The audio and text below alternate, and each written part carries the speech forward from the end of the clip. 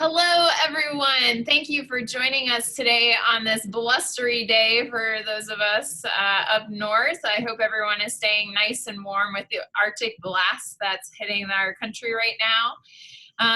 Thank you so much for joining us today for our webinar. It's an opportunity for us to discuss the Citizen Science Conference taking place in Raleigh, North Carolina, March 13th through 17th. So our agenda today, we're going to introduce the Citizen Science Association, talk about where the conference fits in with the association's activities, and then we're going to get into the nuts and bolts of the conference and discuss why it'll be a fantastic opportunity for folks to come together and chat all things citizen science. Today we are joined by CSA's Interim Executive Director, Jennifer Shirk, as well as the conference program chair, Angel Hjarding from the North Carolina Wildlife Federation.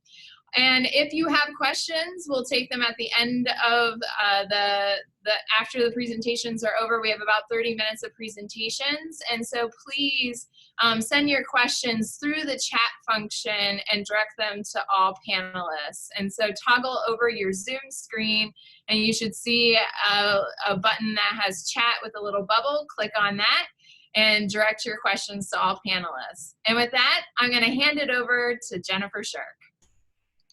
Hey, thanks everyone for joining us. Before I get started, I'll just say thank you to Julie Vastine, who's our intrepid host today, who did not introduce herself. But Julie and Angel both are board members from CSA. Julie is at ALLARM, the Alliance for Aquatic Resource Monitoring at Dickinson College. And also joining us on the line is our new community engagement specialist, Rhianna Putnam. And glad to have her with us. She's going to increasingly be the point person for email Q&As about the conference. So you may be hearing from her as we move forward. But again, thanks to everyone for signing on to this webinar. It's really a chance for us to share a little bit more about what the conference means for the Citizen Science Association and what it offers the field as a whole, and to get an opportunity to hear from you all what questions you might have as you think about either whether or not to register for the conference or what to plan for when you join us in March. So before we dive into that, I did want to just briefly introduce the Citizen Science Association as a whole. In addition to the conference, our overall work as CSA is to help bring together people who are doing the work of public participation in scientific research to help exchange ideas and advance practice. And some of the goals that we have articulated include things like providing access to tools and resources and supporting communication and professional development services. And our conference falls right in the midst of that. I did want to also call out that our organization is growing and evolving, and this year we've just completed a strategic planning process which starts to better articulate what it is and the role we aim to take in serving this field. So who we are is a group of people coming together, all of whom work in some way to design or lead or manage or study efforts to advance public participation in research. And by engaging people from many different contexts, the goal is to help together identify shared concerns and advance knowledge on the practices that work well in different contexts to really make citizen science thrive. We have a focus on programming primarily towards a North American audience, which is a shift from our initial goals, which were global. And instead, we aim to engage global conversations through collaborations and open programming, particularly the conference that invites cross-boundary sharing. And our real goal ultimately is to help, as we all advance this work, to keep our expectations appropriately high and to share that the work that we all do together is making a difference in the world and in the domain in which we are working. In addition to the conference, just a couple of quick snapshots of things that we do to this end, and apologies for a blurry slide here. We do run an open access peer-reviewed journal called Citizen Science Theory and Practice. There have been over 30 articles published over the past 3 years, and increasingly it's a space where people share what works to make citizen science work well. Not the scientific findings, those go into domain-specific journals, but findings about how we know these practices that we're using work well. Additionally, we run a series of webinars. This is one, but there have been many others. Julie ran a webinar herself about a year ago now on best practices for engaging volunteers. We've also had a strong series from our ethics working group, which has included things on stakeholder assessment and even basic ethics 101, just for example. So these are increasingly a way that people can connect and share best practices. And as I mentioned, our ethics working group, CSA also hosts a set of working groups that work to advance core practices that cut across many different contexts in citizen science. And I'll say more about these later on because they're going to be featured in our conference. But these working groups are starting to be the front lines of advancing thinking about citizen science as a whole in key domains such as ethics, or education, or evaluation. Here, for example, a publication that was put out by our data and metadata working group. Just a quick snapshot of who comes together to be part of CSA. These are old data, but I think they're still telling. We engage people who have a long history in citizen science, as well as people who are new to the field. As you can see in this slide, a core part of our initial set of members have been doing citizen science for more than 10 years, but shortly followed by that are people who are really bringing their questions and their interest to this field to connect to the knowledge base of that membership. And these are people who have both been doing citizen science in a sustained way, and people who have tried it once but are still interested enough to be coming back to engage the ideas about how we do this work and do it well. I seem to have lost a slide, which was a snapshot of the domains that our work does represent. We have a history of drawing from environmental sciences and ecological sciences, but the theme of our conference this year is a real solid effort towards trying to make sure that we are both better engaging and better representing the diversity of citizen science practices across almost every scientific discipline. And there will be talks and people coming from fields as varied as public health, to cancer research, to astronomy. And this theme of growing our family tree is helping us take a better step towards representing that citizen science is a very wide-ranging practice, and coming together to share those practices can help us address and better serve the distinct needs of our own communities when we go back re-energized and revitalized to do this work in our own projects. So that's a good transition point at which I'm going to move into talking briefly about our conference. We will be, as many of you know, convening in Raleigh, North Carolina from March 13th through 17th, little less than 2 months away now, so it's coming up fast.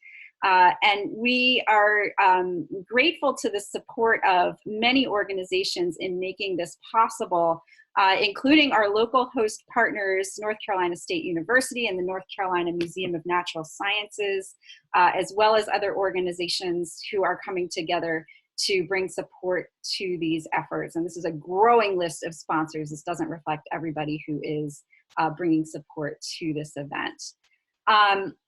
As I mentioned, our local host institution is the North Carolina Museum of Natural Sciences, pictured here. And they've been a big part in helping to organize efforts in Raleigh and across the state. And we're really excited to be working with them because they themselves have a long commitment to citizen science and a really strong core of programming that reflects citizen science in their institution. And they're doing a number of things throughout the event, including, and we'll say a little bit more about this later on, hosting our opening reception and also a public festival on Saturday. So excited to be spending some time in their facilities and really learning from the work that they're doing there. And that was a great picture of the conference facility, the conference convention center.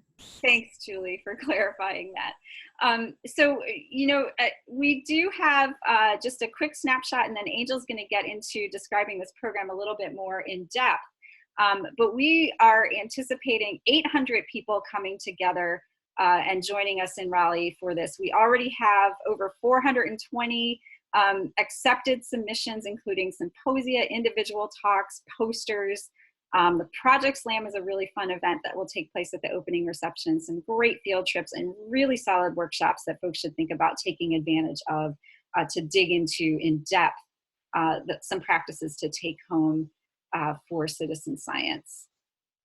The quick snapshot overview of the program running Wednesday through Sunday with workshops and field trips on the shoulder days. So Wednesday and Sunday are those opportunities to really get hands-on and dig into core practices or get out in the field with folks from the museum and beyond to be immersed in doing some citizen science and exploring the local area. As I mentioned, Wednesday evening, we have an opening reception at the museum, and we dive straight into programming on Thursday morning, starting with an 8 o'clock opening plenary keynote talk, going straight into symposia, and then running through 3 days of talks, symposia, and a few workshops sprinkled throughout Thursday, Friday, and Saturday. We close out the programming side of the conference with a reception and award ceremony on Saturday evening and a final closing keynote before turning things back over to partners and workshops and field trips on Sunday. So we're going to dig into all of this in more depth, but I just wanted to lay out the range of things that are happening throughout the 5 days of the conference as a whole. I think it's worth calling out the specifics and the range of keynote talks that are being offered. Friday morning, we're going to hear from Max Liboiron from Memorial University in Newfoundland. Her work has been highlighted in major news outlets over the past number of years for doing some really cutting edge work on DIY biotechnologies and pushing forward the bounds of how we think about everything from the technologies we're using and equity in engaging in various spaces with diverse audiences. I've heard her speak about gender equity, for example, so she's really going to be bringing, pushing our thinking on Thursday morning and opening us up with a really compelling talk. Friday morning, we hear from a local teacher who has been involving her students in citizen science over the past number of years. Rachel Palmentier will be bringing some of her students to help with that keynote and really engaging us and them in thinking about how citizen science and education intersect. Friday evening, I'm really excited about a panel that's being put together through support from the National Science Foundation and partners in North Carolina, including leading environmental justice organizations in the state, to highlight the history of environmental justice being born out of the state of North Carolina. I'm hearing from a number of leaders in that field from North Carolina and beyond in a panel discussion and dinner that's being supported for all attendees at the conference. And Saturday, we close out, as I mentioned, with a talk from Rob Dunn, who's written a number of books now on citizen science. He's a leading scientist using the practices to investigate everything from biodiversity in our homes to biodiversity in the field, and now really an exciting project that I'm really looking forward to learning more about, the biodiversity of sourdough starters around the world, which is fascinating. So Rob is a great speaker, both about the science and the ways that we think about public engagement in research, and I'm looking forward to hearing from him. Basic snapshot on registration details. We have an early bird pricing window that we've just extended until February 8th. There's special pricing for students and special pricing for CSA members. So I'd strongly encourage everyone to think about, if you're interested in coming to the conference, it's really economical to join CSA as a member. To get that lower pricing, like rolled together, it's still even cheaper than the non-member price, and also then have the advantages of being a CSA member for the next year. Details about all of this are available on our website as well. And then I think the last thing I'm going to share before I turn it over to Angel to dig into the program a little bit more is that there's a real advantage to book all around to booking in our hotel block this year. We've got contracts with the 2 closest hotels to the convention center. They're offering special rates right now, and it helps out all around. There's more details on our website for folks to take advantage to being close to the event, staying with your colleagues on site, and also helping us be able to make the commitments that we have to making the conference a success and to meeting our hotel block commitments, including, and I'll say more about this later, opening up opportunities to, for example, if we meet some hotel goals, prompt some additional conference services. So please do, if you're coming, book in our hotel block. Angel, is this the point at which I'm turning it over to you? Sure, you can. Angel, and I will just put a shout out here to Angel as one of our board members and also the program chair, even prior to joining the board. Angel has been serving in this role as a volunteer in putting together all of the work of convening the volunteer leaders and program chairs of the conference committee. Everybody who's working on this event and making this program come together is doing so on a volunteer basis. So really huge thanks to Angel for all of the work she's doing to lead this effort and to really be thinking about the bounds of talks and ideas to engage, as she has worked and supported a really strong committee in putting these programming offers together. So Angel, tell us a little bit more, if you would, about the special things that this program offers. Okay, I will. Thanks, Jennifer. And I'll also say, I see a couple of my committee members are also on the call today. So shout out to you guys. Jonathan in particular has helped organize our workshops. So he's been, we have, I don't know, how many workshops do we have, Jennifer? I think it was like a lot. But, you know, so it's really been a collaborative effort. I can honestly say that this conference has been community driven, community planned, community organized, going back to what we heard coming out of the 2017 conference. So I was on the committee that planned the 2017 conference, so that was a nice continuation to be able to come in and chair the conference for this year. So the first thing that I want to talk about that came out of that is some special tracks. If you can go to that, Jennifer. So we have 3 intentionally focused special tracks that have either organically come out of submissions that have been put in through the abstract system, or from feedback that we heard coming out of the 2017 conference. The first one is around education, and in particular, how do we do a better job as a community of reaching into and connecting with our K-12 classroom educators. So we have a theme throughout the conference from Wednesday through Sunday around education. And then we have a special, I would say, a sub-track of the education track that focuses on K-12 classroom education around Friday to Saturday. And so we actually just had a meeting this morning.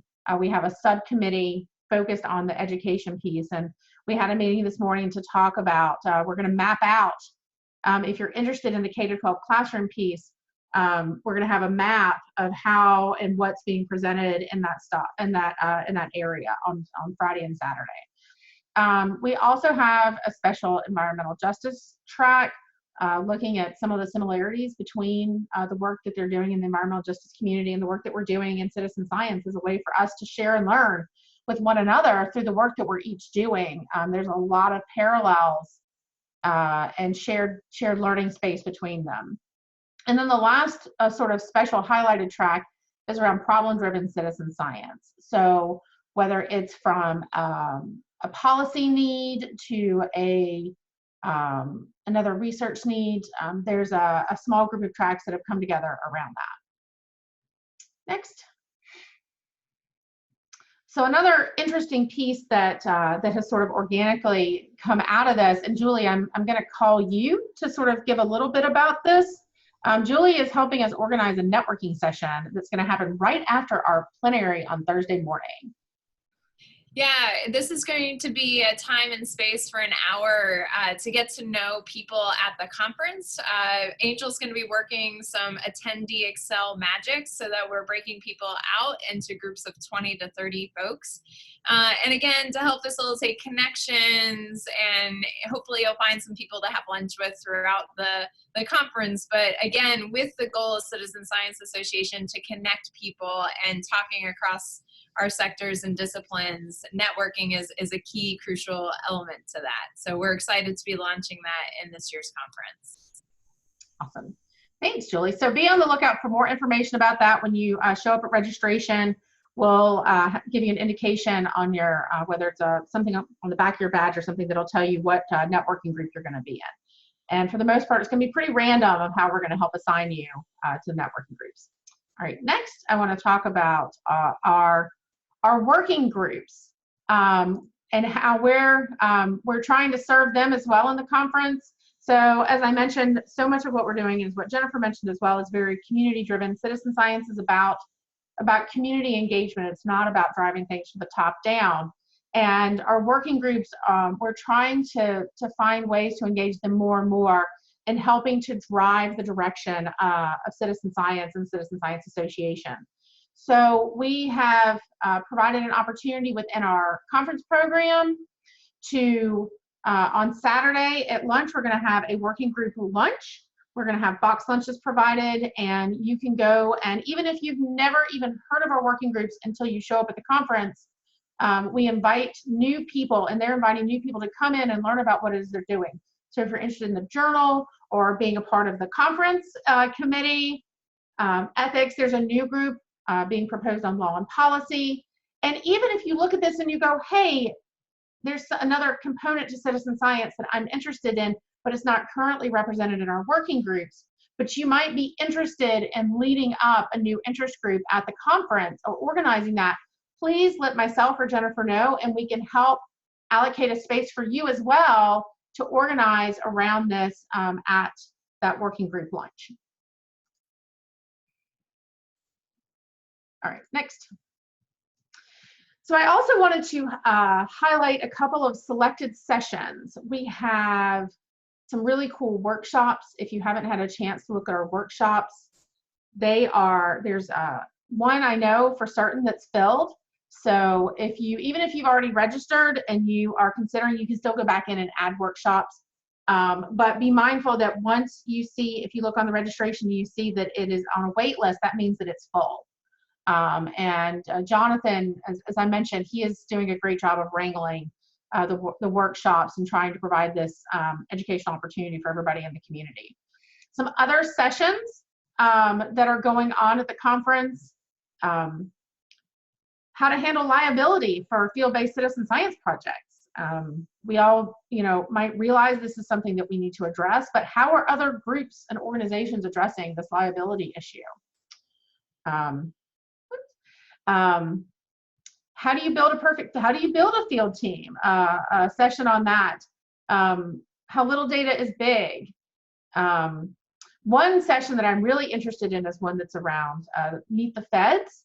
We've done that in 2017 and got an overwhelming response to doing more work like this, and really started to break down those barriers to accessing federal funding for citizen science work. There's a workshop on Wednesday morning that's very hands-on, that's sort of part one. And then there's a second Meet the Feds funding piece that's happening in the afternoon that's also open to everyone on Wednesday. So there's lots of reasons to come and show up for the conference on Wednesday. We're also doing a set of lunch and learn sessions, one of which is going to discuss challenges around trans equity and how we can be a more inclusive and equitable association, as well as projects within the work that we do. And that's being led by a local group from Raleigh. And I'll just chime in quickly here, Angel, and say to everyone that I pulled out what was almost a random selection of sessions to show on the screen here that gives a taste of the types of things that are offered, but there's a huge and deep program that is available online as the preliminary program, and I'd encourage everybody to take a look at it. It has everything from case studies of where projects are happening in advancing thinking in particular areas to things that are focused on practices and how we can advance practices that cut across all of our contexts. So really a lot to offer there. And as Angel mentioned, a good number of our presenters are also focused on really engaging work, hands-on sessions, particularly in tracks that are focused on the educators' sessions. And I just dropped a direct link to the program in the chat for anybody that might not have seen our program yet. Thank you.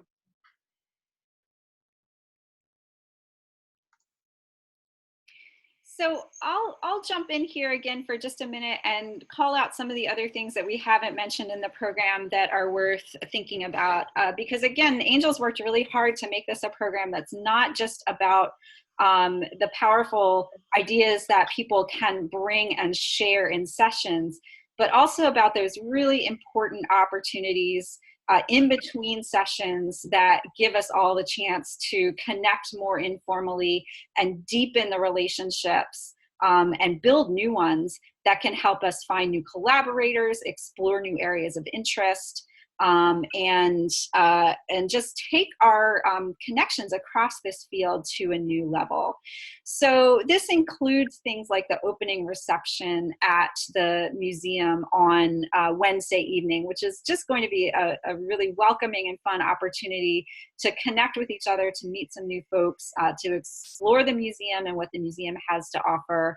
And then also the Project Slam is that evening, which is a chance to specifically hear from people who are new to the field and who are going to step out on a limb and share something on a really big screen in a very short period of time to pitch their ideas to everyone about the work that they're bringing new to the field, and give us a chance to all encourage and welcome them into the community. So that's going to be a great way to both kick off the program and also kick off some new relationships. As Angel mentioned, we do have on Thursday the networking session that's happening immediately after our opening plenary. Other things that are happening on Thursday, in addition to symposia and talks, are a business meeting for CSA that's open to all to learn more about the organization. And then the poster session, which is also a reception and a chance to really talk one-on-one with presenters about their work, is going to be a great way to engage ideas as well. If any of you are on the fence about attending the conference and a deal breaker for you is being able to present at the conference, we do still have an opportunity open to present a poster. We're accepting submissions on a rolling basis until we fill up the session. Again, already there's close to 100 posters, but room to include a few more. So please do, if you need an opportunity to present, take advantage of that. Thursday, there's going to be some really fun things happening, which will include, and this hasn't yet been publicized, but I'm excited to share that we have a group that's offering a screening at a local museum on the big screen. The Tangled Bank Studios of Howard Hughes Medical Institute will be screening their film Backyard Wilderness in IMAX for attendees. It's a really incredible film, and they're going to be offering some snacks for folks who attend that. There will be limited seating, so we'll be circulating once that's available how to take advantage of that opportunity. But also self-selected networking dinners where people can name areas of interest to them and find ways to connect with other people, and there will be an opportunity to sign up for that at registration. So just informal dinners that are around areas of shared interest. Again, this is all with an eye towards helping to build those connections that we can carry with us beyond the time of the conference. So I encourage everybody to take advantage of those times in the program as well. And they will carry out throughout Friday and Saturday as well, particularly the closing reception and another downtime in the program where we really encourage people to take advantage, to sit down together and share ideas and socialize and really build the creative thinking and relationships to take home with you. Angel, anything else to call out in the overall program? No, I think we've hit the highlights. Great. And well, actually, you didn't talk about St. Patrick's Day. So just so you know, for those of you that stay over on Saturday, the parade, they have a St. Patrick's Day parade in downtown Raleigh that goes right in front of the Marriott. So there's lots of celebration and partying and festivities that we get as a bonus for having the conference there at that time. Thanks, Angel. So just a final shout out about the hotels.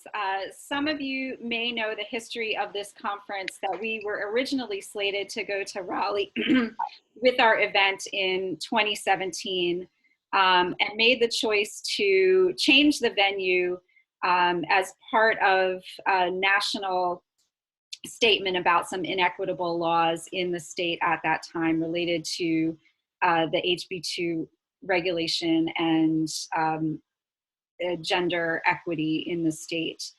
The only way we were able to change the venue at that time and be part of this movement that has led to changing laws, still some more work to do for sure, but definitely a step forward, was to commit to going back to Raleigh in 2019. And we were glad to be able to have the chance to hold this conference back where we have really strong partners, again, where there's this great history of environmental justice and really long-standing commitments to citizen science at the museum and at the university. But it does mean that we do have these commitments to hotels that we need to fulfill based on changing the venue. So we're putting a really positive spin on this and challenging this community to help us fill these hotel rooms with the idea that as we start to meet some goals along the way to filling this, we're going to be adding services and extra perks back to the community. So for one, if we can get to 65% of our block filled, that's going to trigger a donation from the Citizen Science Association to the LGBT Center in Raleigh in support of all of the hard work that they have been doing for the local community and across the state to address the inequities in the laws and even on the ground with the communities and the individuals they serve in Raleigh. Additionally, as we reach higher goals, we'll be adding and reinvesting back into the conference as a whole with things like added coffee breaks and so on and so forth throughout the program. And just to sweeten the deal, we do have a small number of free hotel rooms that we're going to be offering out on a lottery basis to individuals who are booking in our block. That will appear on some people's bills when they check out from the hotel. So you do have a chance, if you book in our block, to win a free hotel night stay. Because we really want to help this be a positive opportunity that everybody can take advantage of to help us meet our commitments, help make this a better experience for all of us as we come together for this conference. And we do want to encourage people to book in our blocks to make this all around a good experience. That's great, Jennifer. That we have a couple of questions related to booking with the hotel blocks, and so maybe this is a good segue into Q&A. Yeah. So a couple of things. One person attendee asked whether or not how to access the CSA block, especially if they have to book through a company travel site or software program. Can they call after that's been made and make sure that they're part of the CSA block so it counts towards our numbers? Do you have a sense? Please do that. I think that is the way to make that happen. And the hotels are working with us to the degree that they can, so that we'll be realigning our list of registrants with the list of folks that they have booked over that time period. But if you can help facilitate that, if you're in that situation, with a quick call to the hotel directly, that'll help make sure that we get credit for your booking. And thank you for doing that. Yeah. Thanks, Jennifer. And you started to get a little soft there as you were answering that. Another question is whether or not there was any coordinated transportation. It appears that the hotels within the blocks don't have shuttle services. And so what is your recommendation for getting from the airport to the hotels? Yeah, that's a great question, and something that, Rihanna, we can work with you on since you are local to Raleigh. I will just chime in and say that Raleigh is a little bit of a distance from the airport, that there aren't many hotels that offer shuttles. And we can be adding that information to the site about how to find and access shuttles.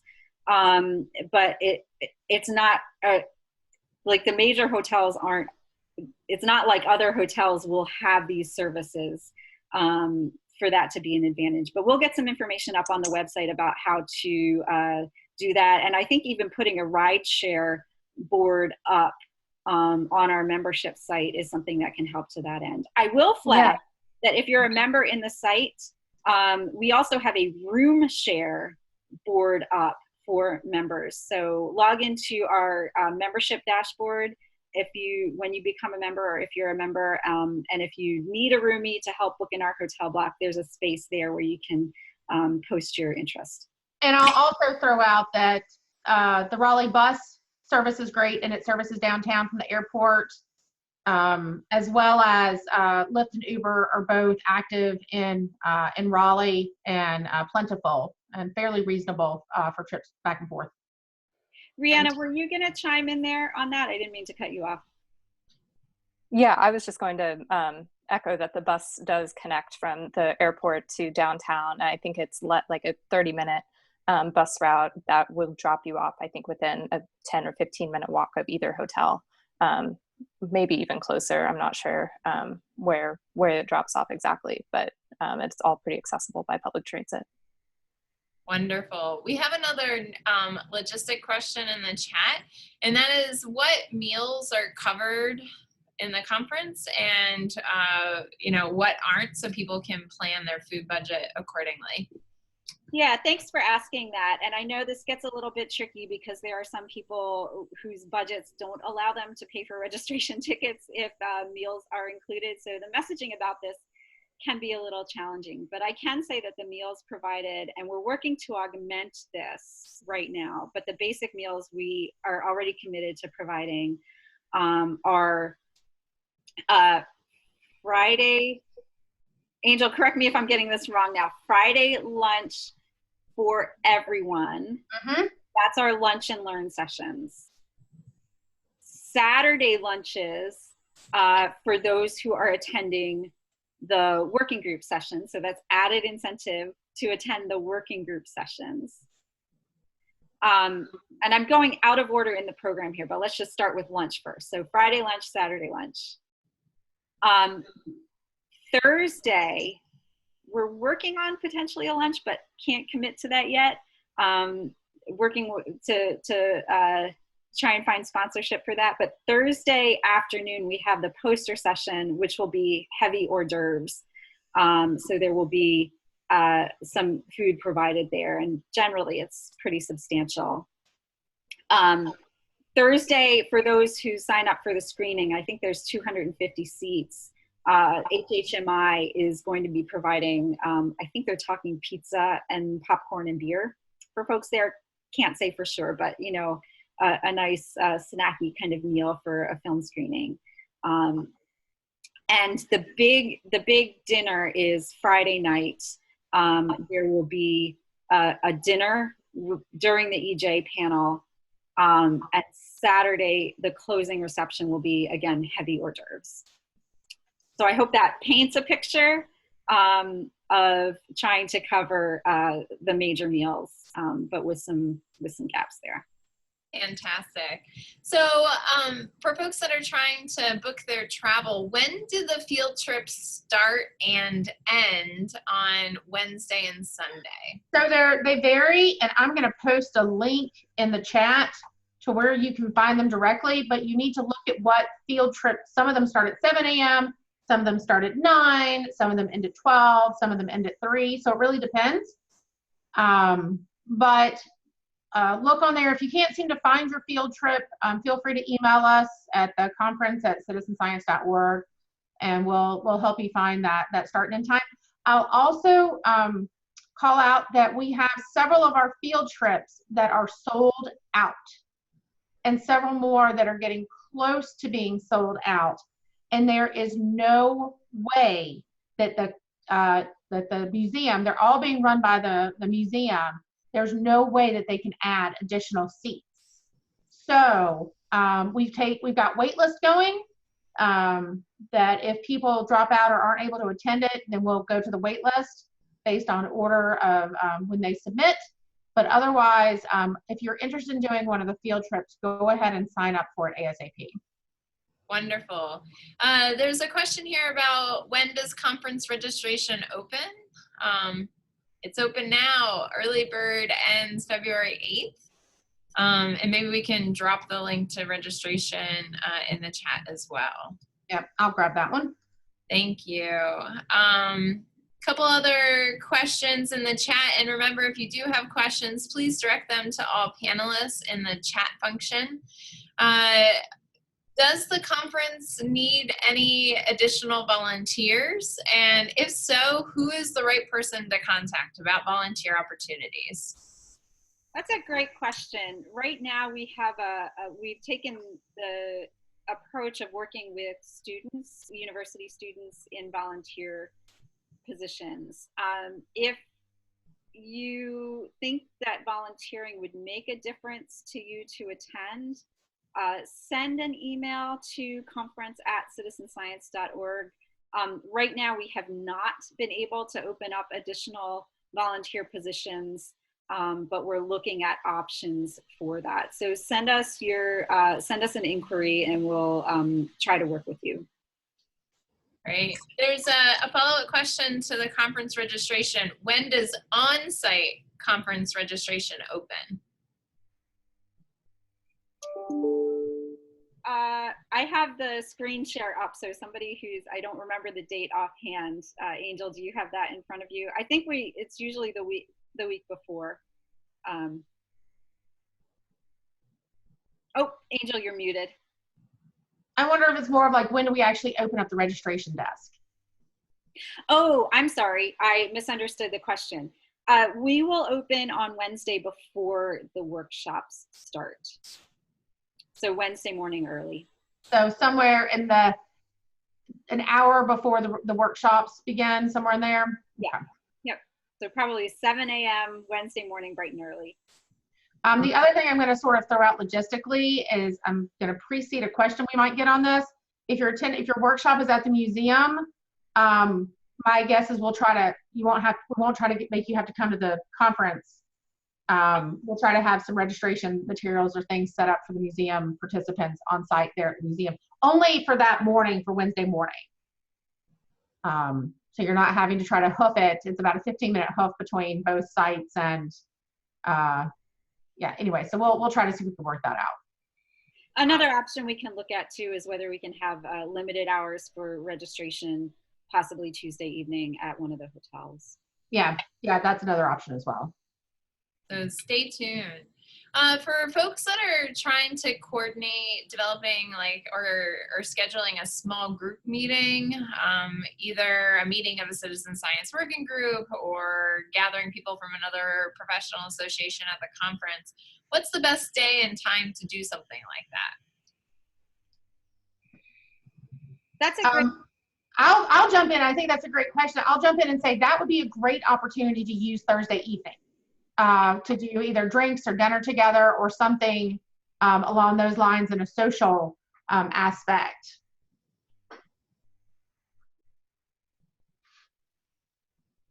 Yep, and if there is a group that wants like a very early morning time in one of the conference rooms, we can also work with you on those regards. For larger meetings, if there are groups that want to have like an add-on meeting, we'd be glad to work with you as well in helping to, for example, secure a space at one of the hotels. So just send us an email if you need more formal support for getting something in the program.